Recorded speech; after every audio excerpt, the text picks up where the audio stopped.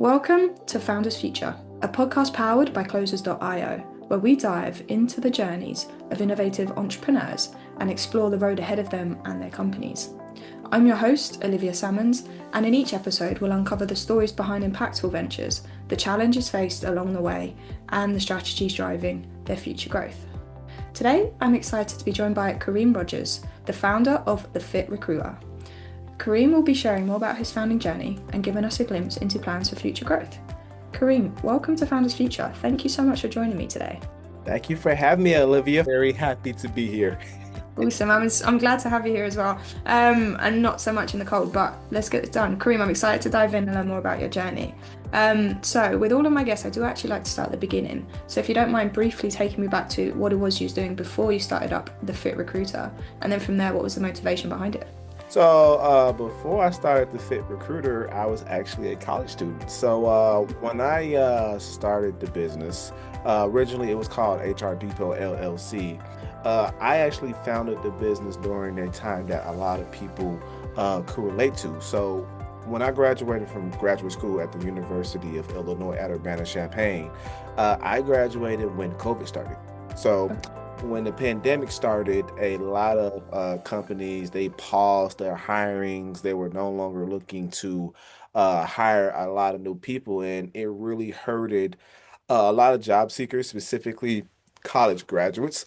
And Mm. as somebody who was literally about to graduate in a few months, it really impacted me tremendously because by the time that I graduated, for one, I actually did not have a graduation during graduate school, so that was one.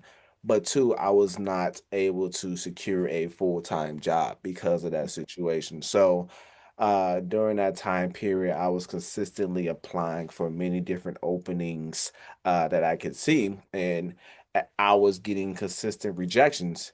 But during that time period, I started to realize because I was working on updating my resume, doing a LinkedIn that, hey, I'm noticing that there are different strategies that can be utilized to increase the likelihood of you landing a role. So the more I delved into it, the more I realized that there was actually a industry or a business for career coaches and resume writers who help job seekers find jobs because one thing that I realize in my profession is a lot of people most likely have the qualifications or the credentials to perform well in a role. They just don't know how to market or brand themselves with the business. So my first client, of course, was yours truly. But after learning some skills with resume writing and other things such as LinkedIn optimization, I basically used myself as my first case subject.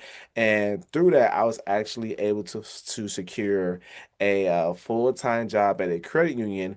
And my supervisor at the time, she actually found me because I optimized my LinkedIn profile. So, and looking at how, that benefited me and realizing there was a market for this, I decided to get into the career coaching, resume writing business. And that is what I do now because as someone who has tried to find a job and, knowing the trials and tribulations, frustrations, and things like that that come with it, I want to be that person who, one, I can tell people I know what it's like, especially if you're looking for a job, but I can give you the necessary strategies and assist you and securing that ideal job that you're looking for moving forward. Awesome, I love it. So you was the first guinea pig, Basically, yeah, yeah, Fit yeah, Recruiter, which is pretty cool. But as you say, you kind of when you have that, you do use your own experiences. You see the gaps, you see the holes, and as you say, like people trust you more because you've been through it. You know what the journey takes. You know the work that needs to go into it, and you yeah, got proof. You got yourself a job through the yeah, strategy. So there you go, yeah, first testimonial under the wing. yeah. But also too, it helped me build relationships because, in Love, my yeah, opinion, I feel like the best relationships are people who can relate to you. So, exactly that. as someone who knows what it's like to find a job, and also I should add this, I'm a full-time in-house recruiter for a company. I work both sides of the lens, so I Love know. that. I know what the experience is as a recruiter, what we look for, and I know what it's like to be somebody looking for a job. So it really Yeah. helps me a lot when it comes to my business. Yeah, they're full like both angles there, as I said, like the holistic of both sides of that. And I also like the fact that you painted it as like as marketing yourself. And it is these days, you have to stand out amongst the crowd. COVID blew up the career space. Like it was so hard to get a job. And now with AI as well, like more graduates are just struggling and struggling. So it is that like how do I stand out amongst the rest and what makes me different? And that's your uniqueness and nothing else, you know? So it's Yeah. playing on that as much as the talent that you have. Yeah. So let's dive into it a little bit more. So Kareem, like at this point, who would you say like is your ideal client? Like who do you really, really love to help? And then from there, I how is it you support them along that journey? I guess I preferably I love to help mid-level to executive clientele, like people who kind of are in a state or in a position where they know where they want to be, especially people who are ambitious. So people who want bigger salaries and stronger careers, those are my ideal target audience because like we see, the market is changing. AI is starting to be implemented into a lot of businesses and to be honest, life. And so Yeah. I love clientele who are like, hey, I'm trying to get something better. I'm trying to get something more. And what I do is I'm basically their biggest advocate during the job process because one thing that a lot of people make the mistake of when it comes to job searching, and especially when it comes to just understanding what a career coach is, they think that, oh, the only thing that you're going to help me do is help me with my resume, or the only thing that I need to work on is my resume. Now, don't get me wrong. There are some resume writers who specifically do that. And like I said, I know some who do an amazing job when it comes to that service by itself. But there's a reason why they call it a job search process, right? That's the key word, right? So there are a lot of things that you should do to optimize the likelihood of you landing a role within another company. And so what my goal is, I'm trying to help you position yourself in a way that you are one of those candidates that a recruiter like Love it. me, if I saw your LinkedIn page, your resume, or just did an interview with you, I would just want to have you in a heartbeat. So I'm the person who basically help you position yourself, help you figure out how you can brand yourself when it comes to applying for a job, LinkedIn, coaching, and things like that. And basically, I'm the one that says that, hey, when you are talking to companies, don't just say I'll just say I'm a career coach, right? I'm a career coach. Say what makes you different compared to other career coaches that will be able to help that person distinguish you from everyone else. Yeah. Awesome. And as you say, it's a process. The first step of the process, anyone can write the CV. You know, we need to get the job off the back of that. And again, it's positioning yourself as that specialist, which is such a cool avenue to look at it. You know, it is as you put yourself in that train and you can't be missed. So Exactly. that's really, really cool. Now, Kareem, I do want to get into the nuts and bolts of the business a little bit. So when it comes to like acquiring customers, what channels and what methods are you finding most effective in really getting those clients on board with you?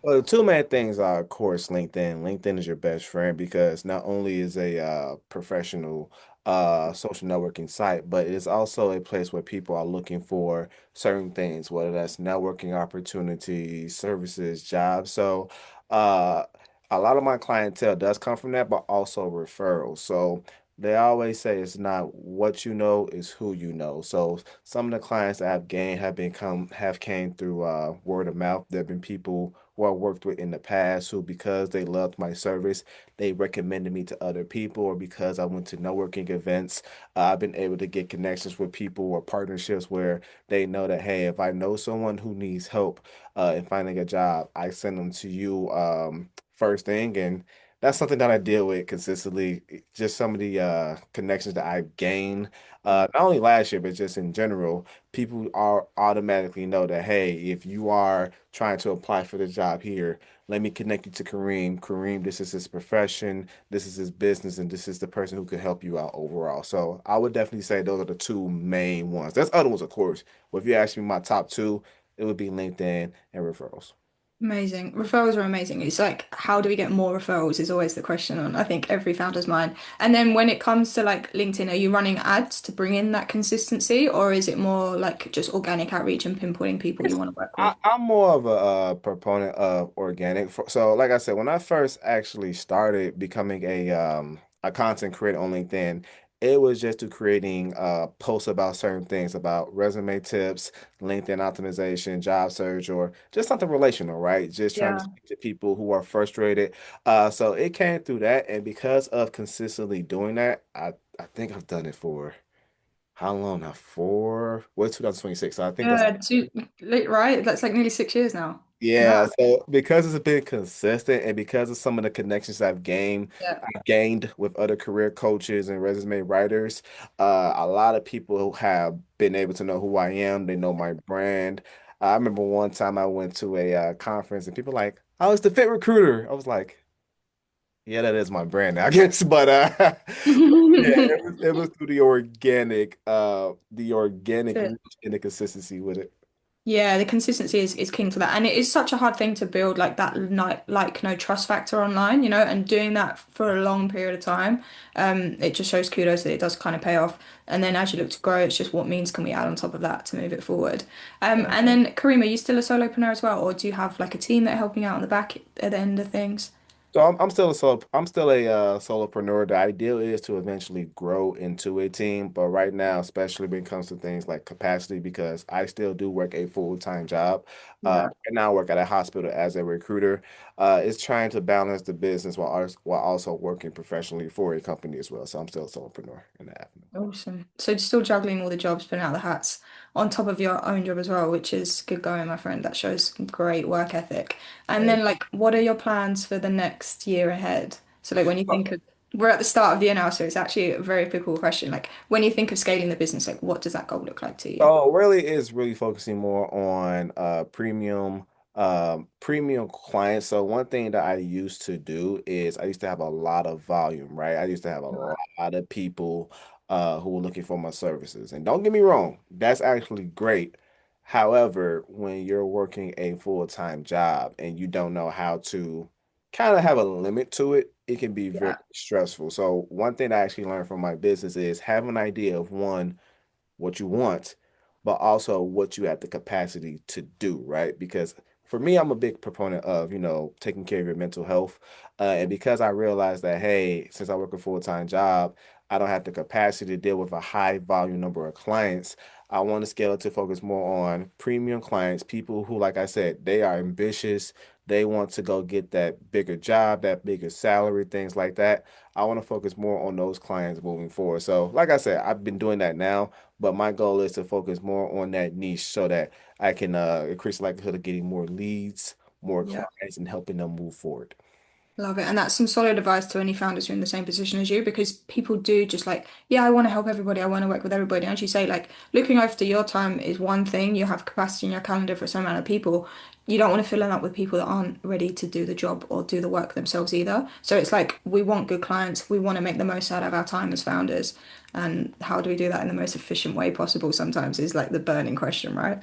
Agreed. And also too, you got to realize that everyone wants to run a business, but everyone doesn't have the same goals or they don't have the same type of style of So practice. true. Right? There are some people who want to be billion-dollar industries, and there are some who want to just have a lifestyle business. At So the end true. of the day, you need to figure out what you want first. And once you figure out what you want to do, then you try to figure out how you can navigate or create a plan that will help you reach that goal overall. Yeah, it's the same as finding a job, isn't it? We have to Yes, have I what was we about to want say to that. I was about to say do. that. Tied it nicely around. I like it. It was good tie-in. And then so like Kareem, where are you finding the biggest challenge for yourself at the moment in like taking the next step in the business?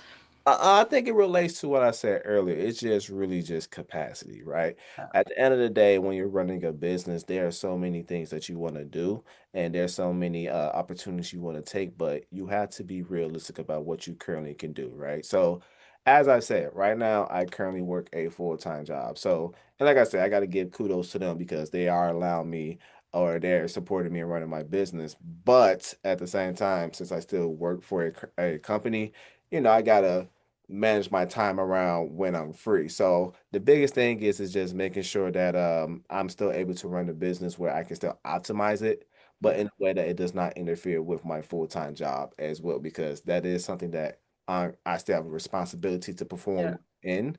And then once I have time, then I focus on the business. But it's been very good. And I would even argue it's helped me with focusing more on my target audience because now since I can only deal with fewer clients. I can deal with fewer but high premium clients as well. Yeah. Yeah, exactly. More boutique. And I love the fact that your job is supporting you as well. Again, it's just so just shows your attitude and your work ethic to just have respect for them as well as your own business. It's a really cool thing. And Kareem, I have one final question to ask you before we log out. So if you could go back in time to a younger self and you could only leave yourself with one piece of advice moving forward, something you know now, but that you didn't know back then, what would you Mm. say to yourself? I would say it is okay to be frustrated. It is okay to not know in the beginning. It's okay to, like I said, have those self-doubts. I think one thing that's very important, especially as an entrepreneur and a job seeker, you will have those moments because, like I said, sometimes the business may not go the way you wanted to, or you may have applied for a job, you got rejected. I think that it is okay to acknowledge those feelings, right? But don't let those feelings think that exemplifies your worth.